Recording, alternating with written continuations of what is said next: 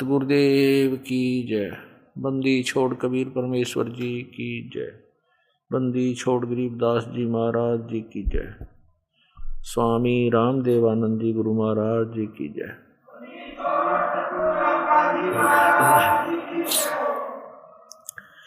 गरीब नमो नमो सतपुरुष को नमस्कार गुरु की नहीं। सुर नर मुनि जन साधुओं संतों सर्वस दीन नहीं। सतगुरु साहेब संत सब डंडो तुम प्रणाम। आगे पीछे मध्य हुए तिनको जा कुर्बान। निराकार निर्विषम काल जाल भय भंजनम। निर्लेपम निज निर्गुणम अकल अनुपवेशुंदुनम। सोहम सुरति समापतम सकल समाना निर्तल।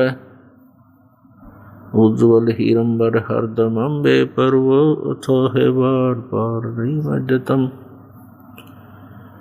गरीब जो सुमर सिद्ध होई। गणनायक गलता ना करो अनुग्रह सोई। पारस पद परवाना आदि गणेश मनाऊं। गणनायक देवन देवा चरण कमल लाऊं। आदंत करूं सेवा। परम शक्ति संगीतम रिद्धि सिद्धि दाता सोई। अवगत गुण अतीतम सत्य पुरुष निर्मोही। जगदम्बा जगदीशम मंगल रूप मुरारी। तन मन अर्पों शीशम भक्ति मुक्ति भंडारी।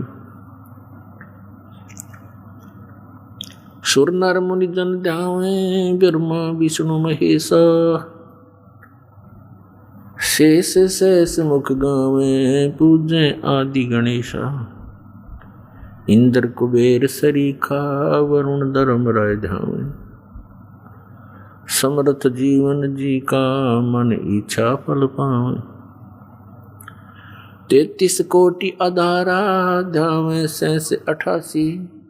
उतर बहुजल पारा कट है यम की फांसी। 33 कोटि आधारा ध्यावे 88। उतर भवजल पारा कट है यम की फांसी। कर जोरूं विनती करूं गुरु चरण पर शीश। गुरु जी राम देवानंद जी महाराज ने दियो नाम बख्शीश। कोटि कोटि सिजदा करूं कोटि कोटि प्रणाम।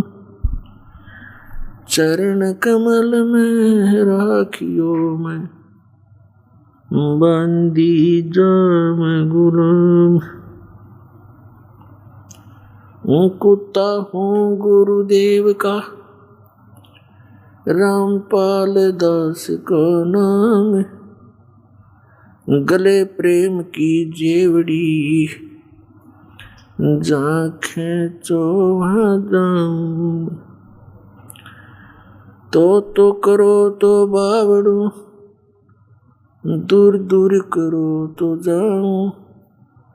जो राखो त्यों ही रहूं जो देवो सो खाऊं।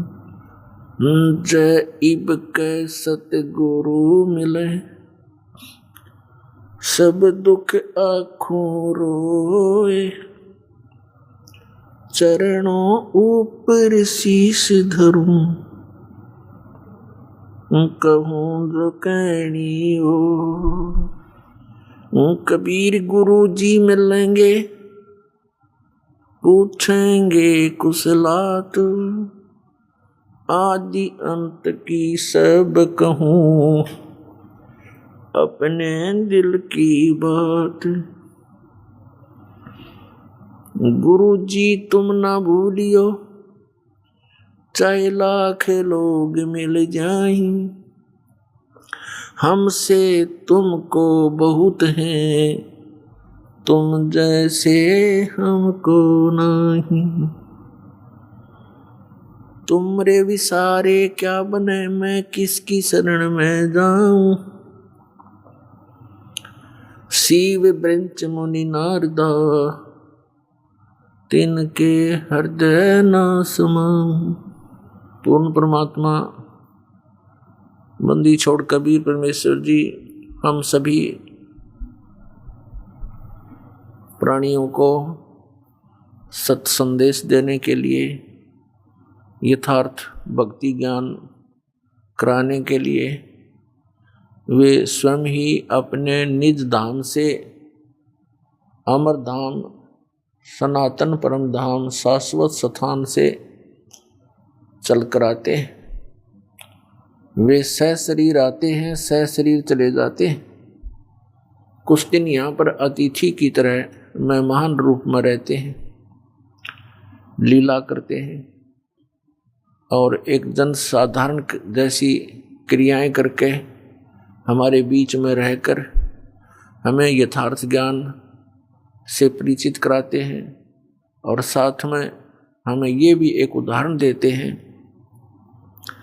कि जिस लोक के अंदर आप रह रहे हो ये लोक अच्छा नहीं है, इसमें आप जी स्थायी होने की चेष्टा करते हो।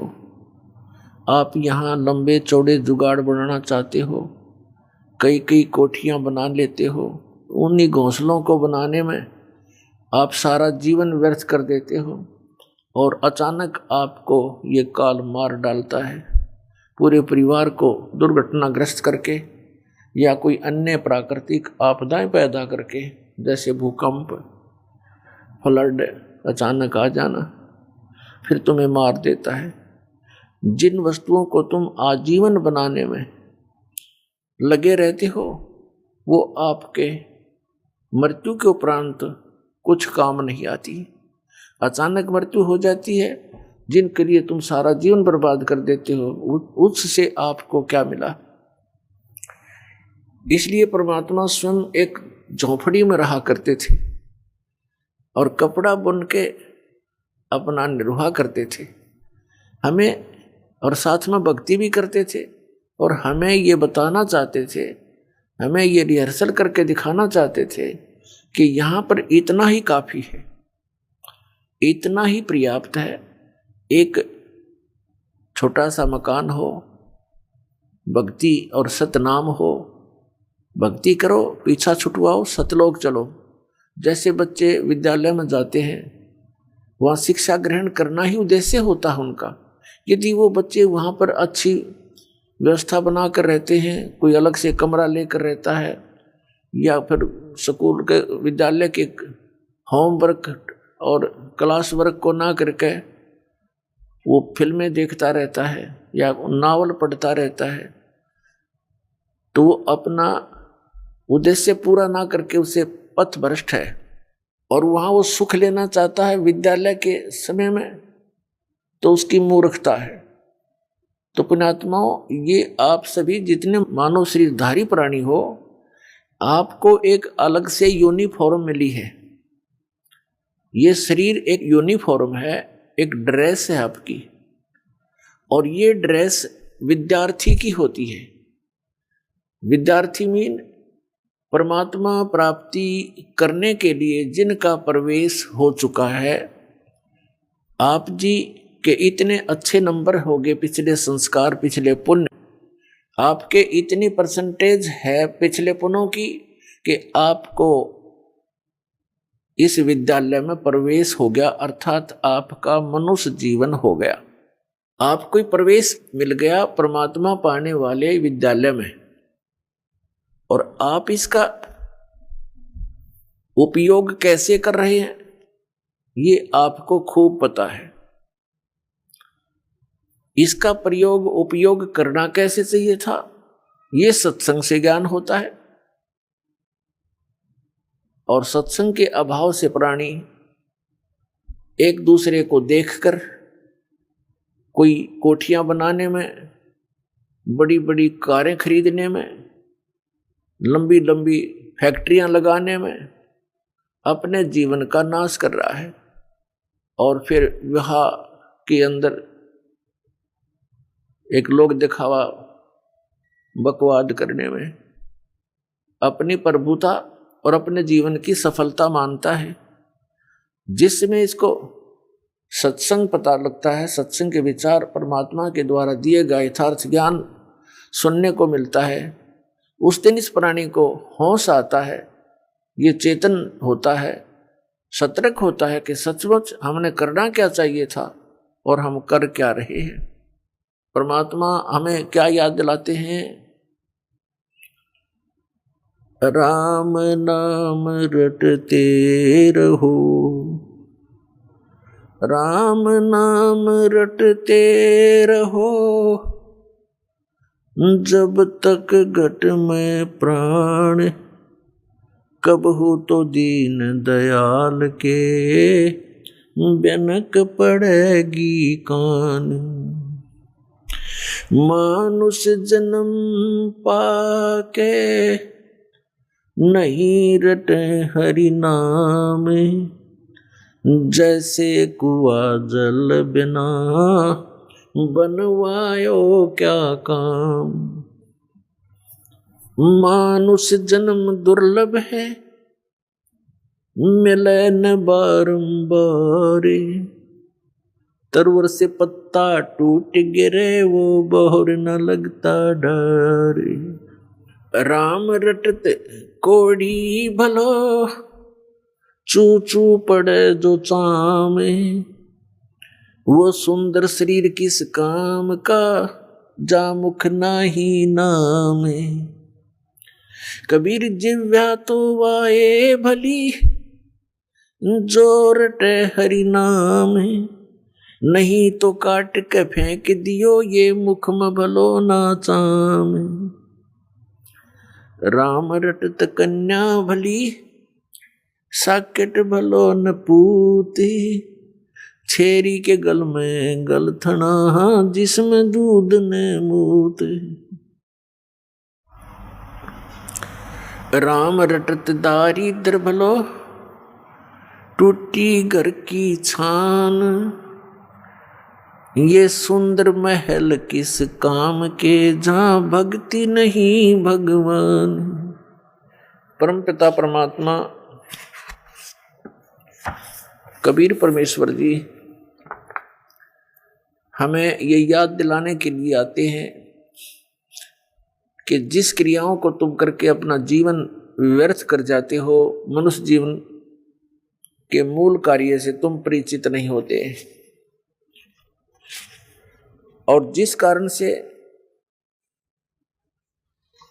आप यहाँ काल के जाल में फंसे रहते हो, मनुष्य जीवन के अंदर आपके जो पुण्य होते हैं उनको तुम नष्ट कर जाते हो, फिर पाप के आधार से अन्य प्राणियों की योनियों में जाते हो, कष्ट उठाते हो, गधे और कुत्ते की योनि पाते हो।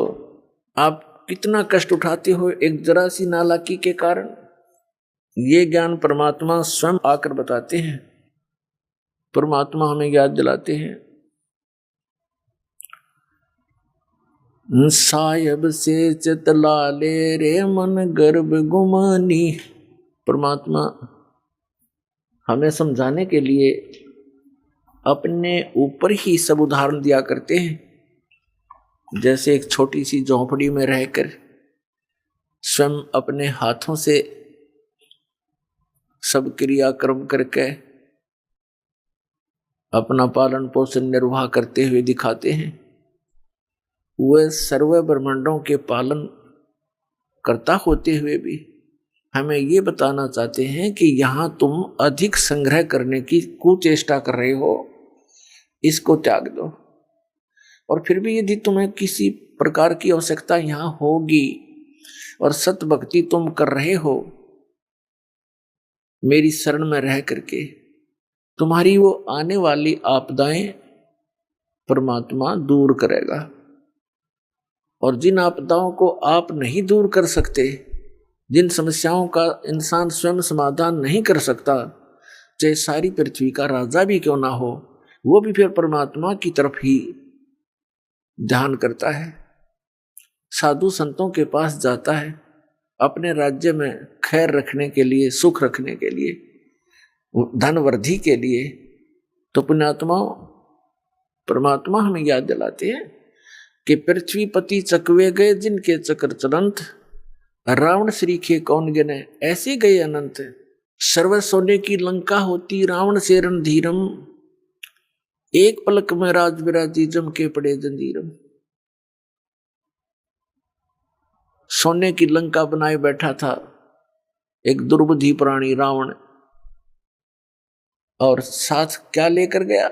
भक्ति ना की, सत भक्ति नहीं की, भक्ति भी की उसने, लेकिन शास्त्र विधि को त्याग कर मनमाना आचरण किया।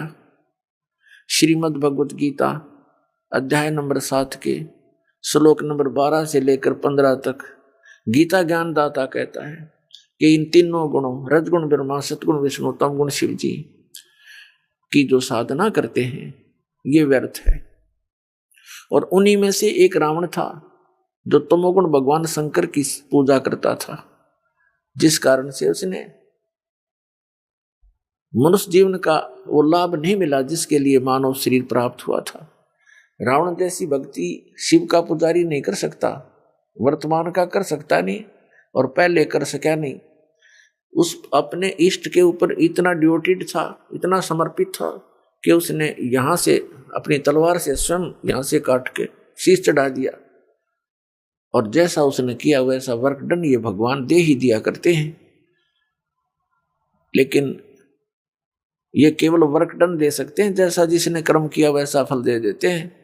ये मोक्ष नहीं कर सकते, ये आपके प्रारब्ध में आने वाली आपदाओं को टाल नहीं सकते। जैसे उसी शिव के पुजारी पर फिर कितनी भयंकर आपदा आई, युद्ध हुआ, दुर्बुद्धि उसको पैदा हुई, सीता जी को उठा लाया, उसका सर्वनाश हो गया, फिर भी उसका बचाव भगवान शिव नहीं कर सका। तो इसीलिए साधना भी करते हैं, भक्ति भी करते हैं, और वो शास्त्र विधि त्याग का मनमाना आचरण करते हैं, एक समर्थ की उपासना ना करके आन उपासना करते हैं, तो वह भी यूजलेस है, उसमें भी उसका मनुष्य जीवन व्यर्थ होता है। तो बताना चाहते हैं कि सर्व सोने की लंका थी और रावण से रणधीरम, एक पलक में राज विराजी जम के पड़े जंजीरम। फिर क्या बताते हैं? भक्ति बिना क्या होता है, भरम रहा संसार, और रति कंचन पाया नहीं भाई रावण चलती बार। कितना सोना था, और कहते हैं जब यहां से वो जाने लगा, मृत्यु हुई, 1 ग्राम सोना भी नहीं साथ ले जा सका। तो पुण्यात्मा हमें सतर्क करते हैं परमात्मा कि इस मनुष्य जीवन को सफल करो, इसके उद्देश्य को पहचानो और ध्यान से सुनो परमात्मा की उस अमृतवाणी को। वो परमात्मा जब सतलोक से चलकर आते हैं, अपनी प्यारी आत्माओं को मिलते हैं, उनको अपने से परिचित कराते हैं, अपने सामर्थ्य से परिचित कराते हैं, अपने सचखंड सतलोक से जहां परमात्मा रहते हैं, सह शरीर रहते हैं, उससे परिचित कराते हैं। उसके पश्चात परमात्मा से परिचित हुए संत, वो पुण्यात्माएं भी परमात्मा की महिमा यथार्थ रूप में सुनाया करते हैं। वो परमेश्वर किन किन महापुरुषों को मिले हैं? आदरणीय धर्मदास साहिब जी को, आदरणीय मलुकदास साहिब जी को, आदरणीय नानक साहिब जी को, आदरणीय दादू साहिब जी को, आदरणीय गरीबदास साहिब जी गांव छुडानी जिला झज्जर हरियाणा वाले को, आदरणीय गीसा दास साहिब जी को गांव खेखड़ा जिला मेरठ उत्तर प्रदेश वाले को। और भी बहुत से महापुरुषों को मिले हैं, लेकिन ये आपको भी याद है और दास के भी नॉलेज में है, तो इन्हीं के उदाहरण आपको आसानी से समझ में आएंगे। अन्य तो बहुत सारे महापुरुषों को मिले हैं, किसी ने उनकी बात को स्वीकारा, किसी ने नहीं स्वीकारा, तो ऐसे वो परमात्मा हमारे लिए भटक रहा है। उसके लिए, उस परमात्मा के लिए कोई जाति मजहब नहीं है, उसको तो अपनी आत्मा दिखाई देती है। वो किसी भी कहीं भी किसी मजहब में जन्म है उनका। हमें क्या समझाना चाहते हैं परमात्मा? साहिब, साहिब माने परमात्मा से, साहिब से चितलाले रे मन गर्भ गुमानी, नाभि कमल में नीर जमा तेरा दीना मैल बना। मां के गर्भ में एक पानी की बूंद से आपका कितना सुंदर शरीर बना दिया और 9-10 मास गर्भ में रखा, 9-10 महीने गर्भ में रखा। वहां तेरी करी सहाय। अपने आत्मा हम अपने शरीर को सुरक्षित रखने में हम कितनी व्यवस्था करते हैं। गर्मी सर्दी से बचाने के लिए वस्त्र, मकान और इसको जीवित रखने के लिए आहार, ये सब व्यवस्था परमात्मा ने मां के गर्भ में भी की थी। जहां ना आपका वश चला था, वो आपका भी कोई प्रयत्न सफल नहीं हो सकता था और न ही माता पिता आपको कोई आहार वहां भेज सकते थे। वो परमेश्वर ने ही ऐसा कनेक्शन किया हुआ है नाभि से, मां की नाभि से बच्चे की नाभि से कनेक्शन कर दिया, जिससे उसको सब आहार प्राप्त रहा। हम ये भी आपको खूब पता है, हम जानते हैं कि वायु के बिना प्राणी जीवित नहीं रह सकता और वहां बगैर वायु के भी जीवित रखा। इस साइंस से पूछा कोई कि वहां कहाँ गई तुम्हारी साइंस, जो परमात्मा ने मां के गर्भ में बच्चे को जीवित रखा और बगैर वायु को रखा।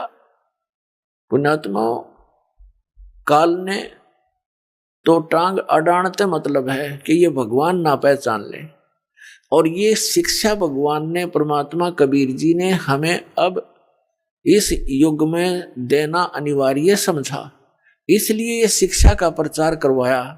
अन्यथा इस शिक्षा की कति जरूरत नहीं, इस विज्ञान की हमने कति आवश्यकता नहीं। इस विज्ञान ने हमें क्या दिया, भगवान से कोसों दूर किया और साथ में क्या बनाया इन्होंने, परमाणु बम। और एक दूसरे पर लिए खड़े, आजा मैं भी तैयार हूं, फूक दे 1 मिनट में, नाश कर बैठे। ये सीखा। इन टेलीविजन इंटरनेट बना के पता क्या हासिल कर लिया। ये अपनी सफलता माने बैठे। 1-2 वर्ष वर्षा ना हो, परमात्मा रूठ जा, ये सारे धरे धराए रह जाए। इनके इंटरनेट ये बना रखे इन्होंने, ड्रामा बनाए बैठे। जो काम करना था वो तो प्रारंभ ही नहीं कर रखा। तो ये शिक्षा हमारे लिए बहुत अनिवार्य भी है, और यदि हम इसका सदुपयोग ना करके यदि हम दुरुपयोग करते हैं तो हमारे लिए शत्रु है, दुश्मन है हमारी यह शिक्षा। शत्रु कैसे है, मित्र कैसे है। शत्रु आपको बता दिया कि इससे हमने परमाणु बम बना लिए, वायुयान बना लिए, अच्छी बात, और मोबाइल वगैरह बना लिए, कोई दिक्कत नहीं। ये और एक अपना पैर पे कुहाड़ी मारने के लिए एक और तैयार कर दिया। तो कहने का भाव यह, फिर दूसरा इसका अवगुण ये है शिक्षा का कि हम चतुर गणे हो गए, हम चतुर बन गए, और चातुर प्राणी परमात्मा को पसंद नहीं। परमात्मा को श्रद्धालु और भोला भाला व्यक्ति ज्यादा पसंद होता है। लेकिन इस शिक्षा ने हमें बिगाड़ दिया। इन टेलीविजनों ने हमें क्या दिया, एक जब भक्ति भगवान की ये नहीं देते हैं, नहीं चलाते हैं यथार्थ, वो भी नकली भक्तियां ने तो बैठा ही रखा नकली संतों ने। तो ये क्या दिया इन्होंने, सिनेमा चलाया, फिल्में चलाई, कोई बकवाद भर दी इंसान के अंदर, वो अवगुण ठोक दिए बच्चे में। 5 साल का बच्चा होते ही बकवादों को ग्रहण करने लगता है, फिर आगे सब चल के वो क्या समाज तैयार करेगा। तो ऐसी बिजली गिर दी शिक्षा ने। अब इस शिक्षा से हमें क्या मिला, भाई भाई का शत्रु, केवल माया का उद्देश्य बन गई। क्यों, बढ़िया कोठी चाहिए फिल्मा में देखें, ब्याह करें जो पूरा श्रृंगार देखो लड़की का, सोने तो लदपद कर दें। अब गरीब आदमी की बेटी भी वही सोचा मैं भी नहीं कर लो, बता कोई बात हुई है, ये बकवास दें। और फिर वहां दिखाओगे फिल्मों के अंदर बुरा बजर गजर अगर पाछर पता नहीं कितना फंड, वही फिर प्रत्येक प्राणी में घर कर गया।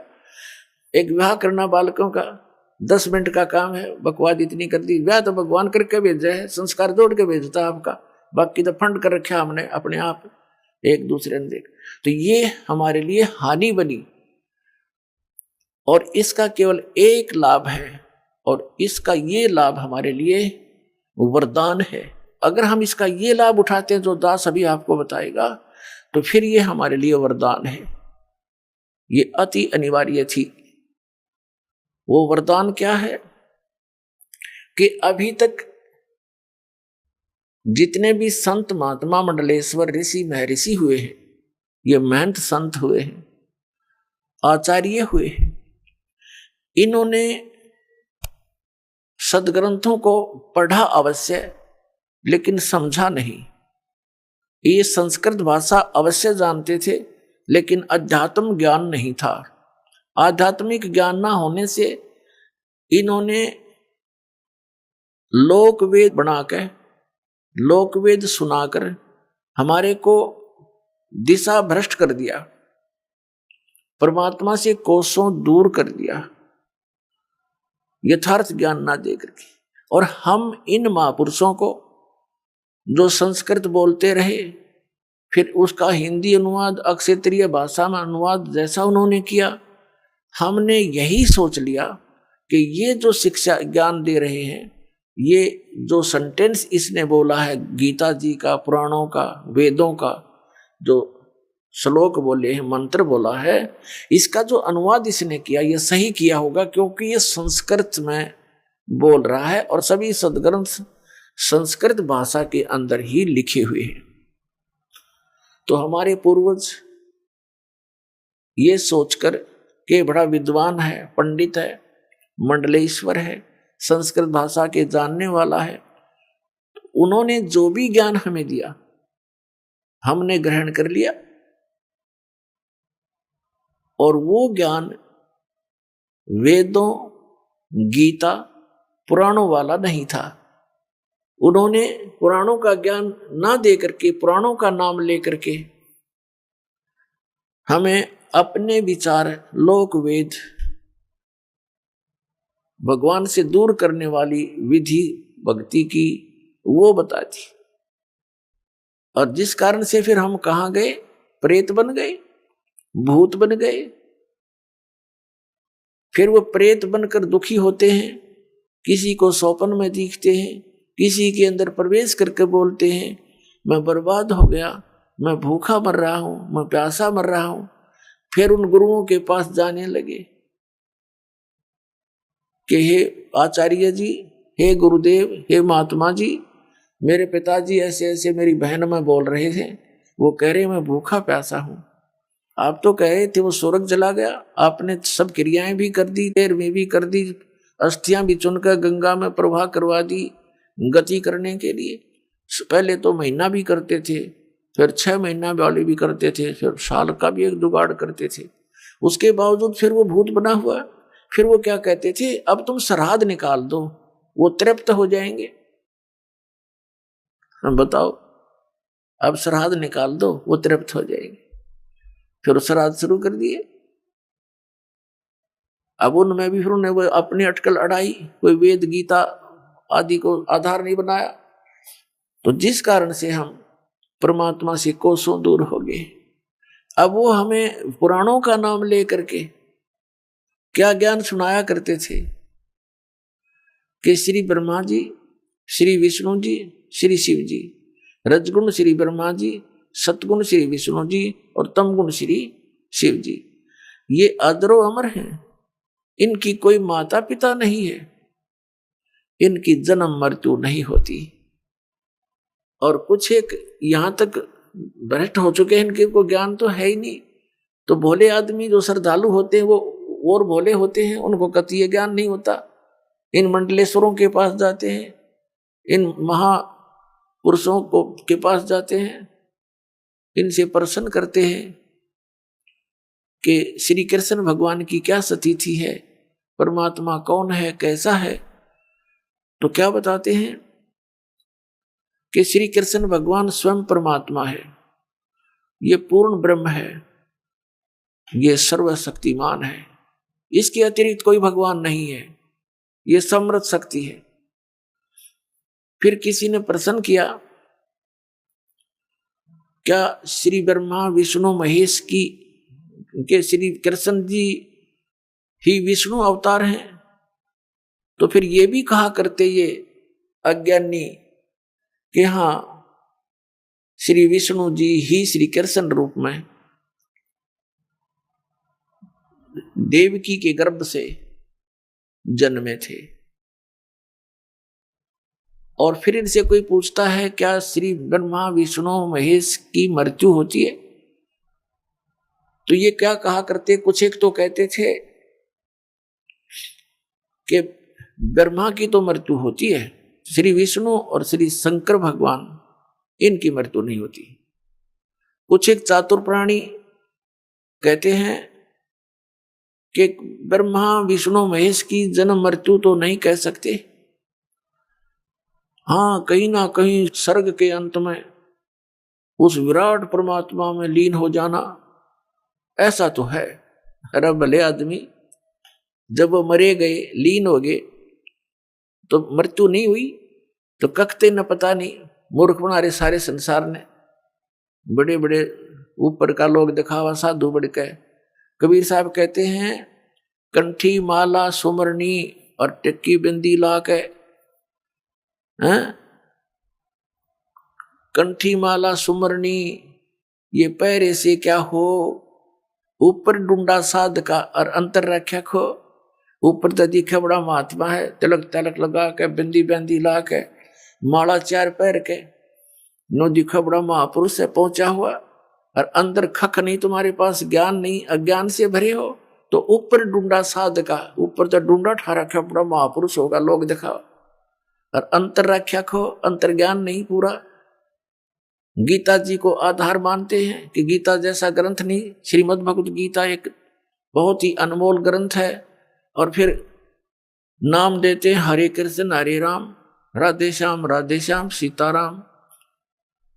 बताओ गीता जी में है कहीं पर ये आप भी मूर्ख बन रहे, औरों को भी जीवन बर्बाद कर रहे आत्माओं का। पहले हमें ज्ञान नहीं था, इन किन बकवादों को हम समझ नहीं सके जो क्या उआ बाई बक रहे हैं ये। पहले एक प्रश्न किया किसी ने एक आचार्य से, उससे पूछा क्या ब्रह्मा विष्णु महेश किसकी भक्ति करते हैं, वो भी साधना कर रहे हैं, भगवान शिव को देख लो ऐसे बैठे समाधि में। कोई कहता है कि ये उस विराट परमात्मा की भक्ति करते हैं ब्रह्मा विष्णु महेश। इस मूर्ख ने कोई पूछे, अब तो तू कह रहा था श्री कृष्ण स्वयं परमात्मा है, पूर्ण ब्रह्म है, इसके अतिरिक्त कोई भगवान नहीं है, हैं? अरिबनों का यो विराट परमात्मा की भक्ति करते हैं, फिर ये कृष्ण के रह गया तुम्हारा, ये व्हाट इज कृष्ण फिर? इब तो तू कह रहा श्री कृष्ण सुप्रीम पावर है, अनंत कोट ब्रह्मांड का मालिक है, अरिबनों का हाँ कहीं ना कहीं के उसमें विराट परमात्मा में लीन हो जाते हैं, ये किसी उस परमात्मा की भक्ति करते हैं। ये इसको कहते हैं कि सटदल उआ बाई बकदा, माला पहर बिंदी ला के ये हुए हैं मुक्ता, मोक्ष समझ रहे अपने आप में। और सटदल उआ बाई बकदा, गीता जी में है कहीं ऐसा परम प्रमाण इनका? फिर एक ने तो यहां तक कह दिया, कुछ एक तो यहां तक बुद्धि खराब है, मैं ऋषि कहाँ है, आचार्य कहवाते हैं। पहले तो कह रहा है कि आपका इष्ट देव कौन है, पूछा किसी ने, उत्तर दे रहा है कि मेरा श्री कृष्ण भगवान इष्ट देव है। कृष्ण भगवान स्वयं परमात्मा है, सर्व सृष्टि के रचनहार हैं, अखिल ब्रह्मांड के स्वामी। फिर उससे पूछा कि ब्रह्मा विष्णु महेश ये किसकी भक्ति करते हैं, कि श्री कृष्ण की भक्ति करते हैं। ये मूर्ख बना रहे थे हमने ऐसे। फिर पूछा उसने कि क्या श्री कृष्ण ही विष्णु जी के अवतार हैं, श्री कृष्ण जी में और विष्णु में क्या अंतर है? उत्तर देता है वह ज्ञानी कि ऐसा है, जब भगवान श्री कृष्ण और विष्णु में कोई अंतर नहीं है, जब पालन करना होता है तो मुकुट मकट पहनकर सुदर्शन चक्र धारण करके ये तब ऐसा करते हैं। और श्री कृष्ण रूप में जैसे कोई अधिकारी होता है, वर्दी उतार के आराम से रह रहा है तो समझो कृष्ण रूप में, और जब वो ऑफिस में जाता है तो फिर श्री कृष्ण विष्णु ही बनकर मुकुट मकट धार कर वहां वैसे होता है। इसमें श्री कृष्ण और विष्णु में कोई अंतर नहीं। अरे फूटे वाग, इसे आचार्य मिले। पहले तो कह रहा था श्री कृष्ण भगवान की भक्ति करते हैं ब्रह्मा विष्णु महेश, फिर कह रहा है कि श्री कृष्ण और विष्णु में कोई अंतर नहीं। नकल देखो इनकी। तो पुण्यात्माओं, ऐसे हम इन अज्ञानियों को और महापुरुष समझते थे, क्योंकि ये संस्कृत बोला करते थे। क्योंकि जो बालक बचपन से ही संस्कृत बोलने लग जाए तो वो तो फिर अभ्यास हो जाता, उसके घर में भी संस्कृत बोलने वाले होते थे। एक वृद्धा मिली मुझे, वो उपदेश लेने आई, गांव बरहान गांव की थी, और उसने बताया जी मैं तीसरी चौथी कक्षा ही पढ़ी थी मुश्किल से, फिर उसमें पढ़ाई की व्यवस्था नहीं थी, लड़कियों को नहीं पढ़ाते थे, और भगवान में रुचि का नहीं थी मेरी। उसने बताया कि मैं गीता जी, श्रीमद् भगवत गीता के अध्याय नंबर 2 का नित्य पाठ करती हूं, और मुझे ये कंठस्थ याद है। बताओ, श्रीमद् भगवत गीता के अध्याय नंबर 2 के लगभग 70-69 श्लोक हैं। उसने शुरू से कर दी संस्कृत सुनानी, और 4-5 श्लोक ने धारावाहिक बोल दिए। अरण पढ़, चौथी कक्षा के पढ़ा हुआ है आदमी। वो बोला माई, इस गीता जी के पढ़ने से मोक्ष नहीं है। श्रीमद् भगवत गीता में जो क्रिया बताई हैं, जो साधना करनी चाहिए, जो सी ना करनी चाहिए, और कौन से मंत्र हैं, क्या इसमें निर्देश है, पूरे संत की खोज करो, तत्वदर्शी संत की खोज करो, चौथे अध्याय के 34वें श्लोक में, और फिर वो बताओगा यथार्थ ज्ञान। गीता ज्ञानदाता ने अपने सत्र का ज्ञान बताते हुए 8वें अध्याय के 13वें श्लोक में कहा कि मुझ ब्रह्म का केवल एक ओम मंत्र है। ओम इति एकाक्षरम ब्रह्म व्यवहारण माम अनुस्मरण ये परियाति तजन देहम सयाति परमाम गतिम। अब गीता ज्ञानदाता श्री कृष्ण जी में प्रवेश करके वो ब्रह्म बोल रहा है, सरपुरुष बोल रहा है, काल बोल रहा है, जो गीता अध्याय नंबर 11 के श्लोक 32 में कहता है कि अर्जुन मैं काल हूं, और अब सबका नाश करने के लिए प्रवृत्त हुआ हूं। अब श्री कृष्ण बाहर खड़ा है, श्री कृष्ण से बाहर निकल के वो दिखाता, देख मेरा वास्तविक रूप ये है। वो विराट रूप दिखाया, और फिर 7वें अध्याय के 24 और 25 श्लोक में कहा है कि ये मूर्ख जन समुदाय मुझे कृष्ण मान रहा होगा। आई एम नॉट कृष्ण, मुझ अव्यक्तम व्यक्तिम आपनम मनन्ते।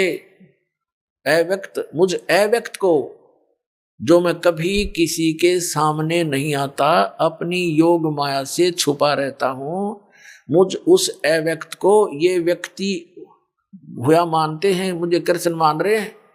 मैं कृष्ण नहीं, मेरा तो ये रूप है, देख। अब जब वो बाहर निकल कर दिखाया उसने रूप, विराट रूप, उसकी रोशनी में कृष्ण तो खड़ा भी ना दिखा था। तब अर्जुन ने कहा कि आप कौन हो, मैं आपको नहीं जानता है महानुभाव, आप अपना परिचय दो। अब कृष्ण अर्जुन का साला था, सुभद्रा उसकी बहन अर्जुन का ब्याह रखी थी, अपने साले ने कोई पहचान नहीं सकता क्या? उसको ये कह सकता मैं नहीं जानता, बताओ कौन हो? वो काल था। फिर वो उसी हाथ जोड़ रहा योद्धा, अर्जुन जैसा योद्धा हाथ जोड़ रहा है कि मैं आपके इस भयंकर रूप को देखकर बेचैन हो रहा हूं, मैं बहुत डर गया हूं, आप अपने उसी रूप में आ जाइए, चतुर्भुज रूप में। अब अर्जुन उसको, श्री कृष्ण को विष्णु मान रहा था, उस काल को विष्णु मान रहा था। और फिर कहा कि वो काल कहता है कि मैं ये हूं भाई, सबको खाने के लिए आया हूं। तो इससे सिद्ध है कि श्री कृष्ण नहीं बोल रहा था गीता, वो श्री कृष्ण जी के अंदर प्रवेश करके ये काल बोल रहा था। ये ऐसी ही लीला करता है। विष्णु पुराण के अंदर ये प्रमाण दिया हुआ है, उससे आपको परिचित कराएंगे समय आने पर। अब ये इस प्रकार हमें उआ बाई का ज्ञान दिया करते थे। गीता ज्ञानदाता कहता है कि मेरा तो एक ओम अक्षर है, नथिंग एल्स, मुझ ब्रह्म का।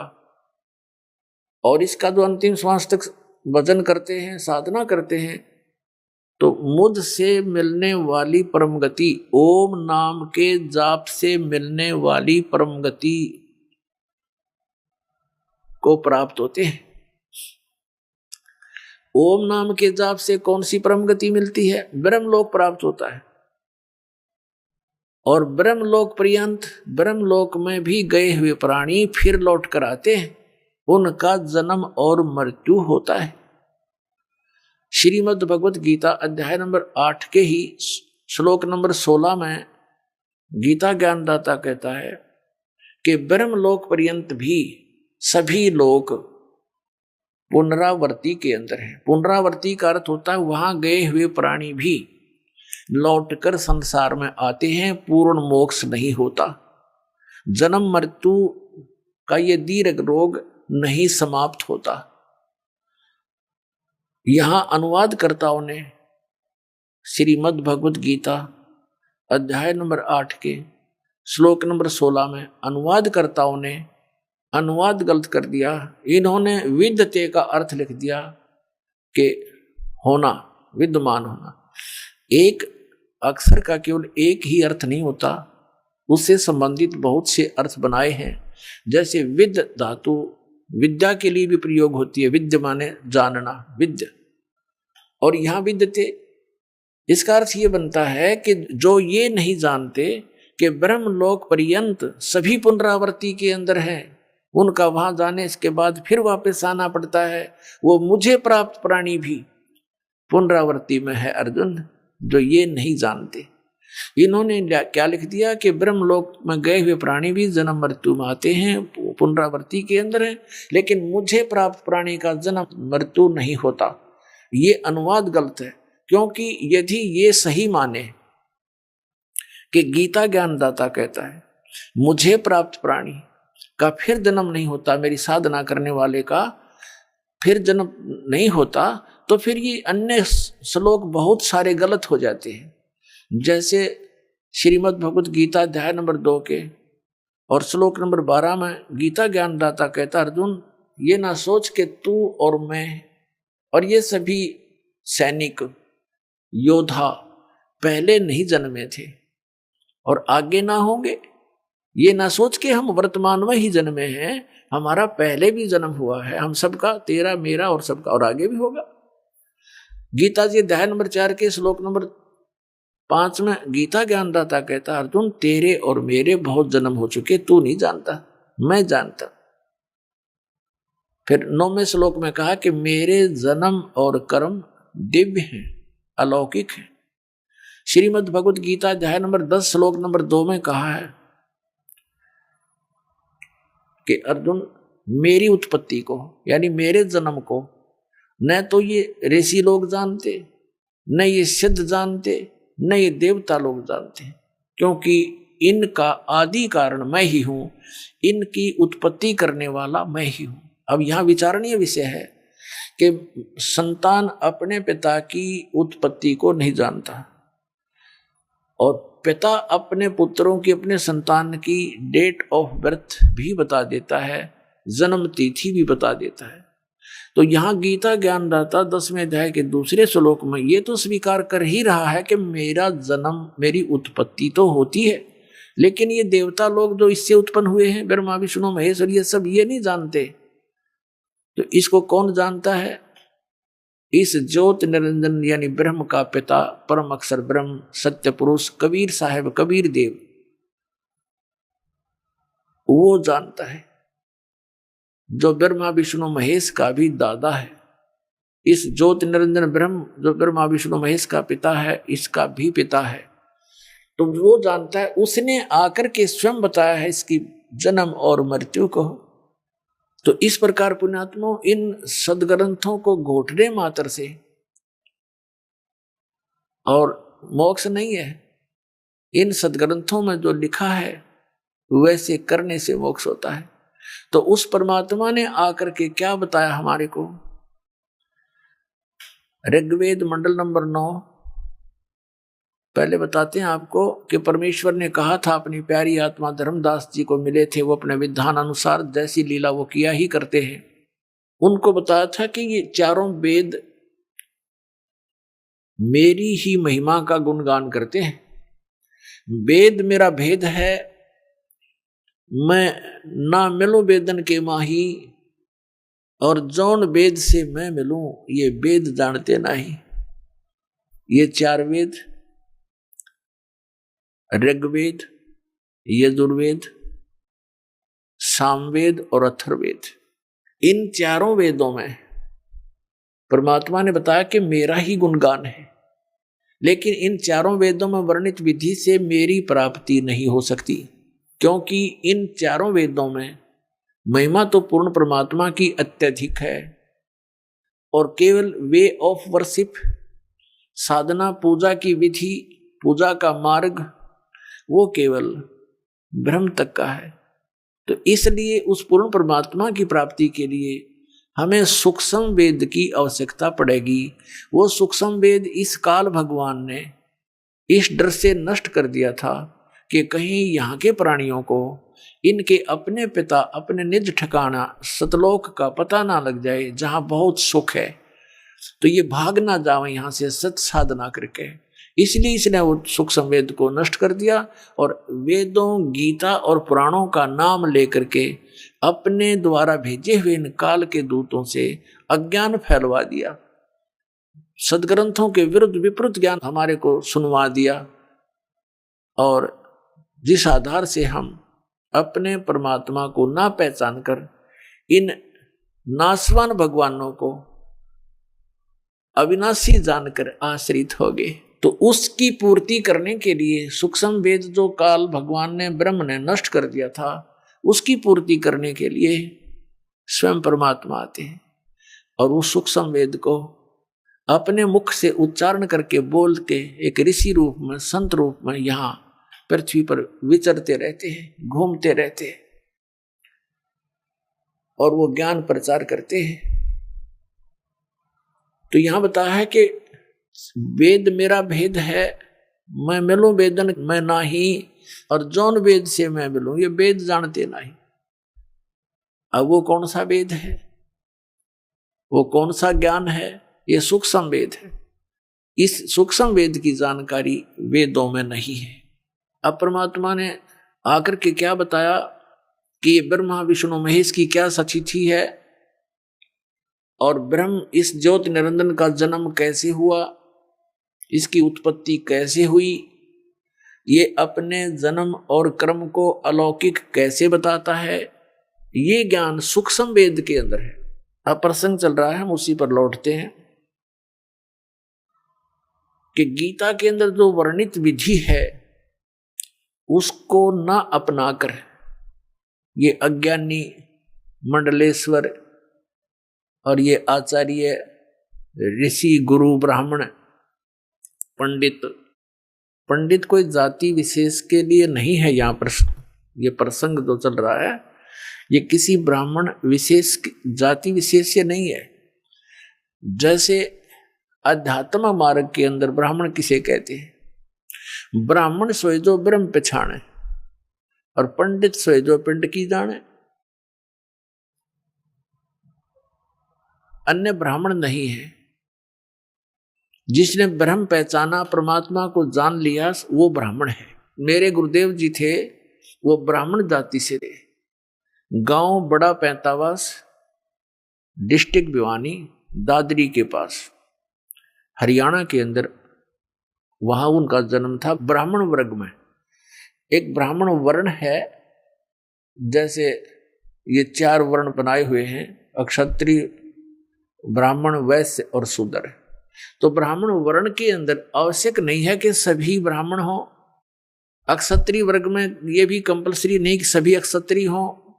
वैश्य वर्ण में सभी वैश्य नहीं होते, वो अन्य भी कार्य साथ साथ पैरेलल करते रहते। तो ब्राह्मण का यहाँ जो वर्ण ब्राह्मण है ये अलग है। जैसे इनके पूर्वज जो थे ब्राह्मणों के, वो ऋषि महर्षि हुआ करते थे। वो केवल क्या काम करते थे? स्वयं विद्या ग्रहण करते थे, सदग्रंथों को पढ़ते थे, अन्य को सुनाया करते थे। गांव गांव, नगर नगर में जा करके सत्संग करके उनको भगवान की भक्ति के बारे में मार्ग बताते थे। तो इसलिए उनको ब्राह्मण कहा जाता था। ये जानकर के ब्रह्म को जानने वाले हैं, परमात्मा के विषय में जानकार हैं, क्योंकि ये संस्कृत बोलते हैं, संस्कृत जानते हैं, पढ़े हैं, और सदग्रंथ भी संस्कृत भाषा में लिपिबद्ध। मेरे गुरुदेव जो थे वो ब्राह्मण वर्ण में जन्मे थे, लेकिन वो अपने आप को ब्राह्मण नहीं कहते थे, वो संत कहते थे। और मेरे दादा गुरुजी यानी गुरुजी के गुरुजी, वो जाट थे, गांव छावला दिल्ली के। वो जाट होते हुए पंडित कहलाए। उन्होंने 15-16 वर्ष की आयु में घर त्याग दिया था। एक साधु संत उनको मिल गए थे।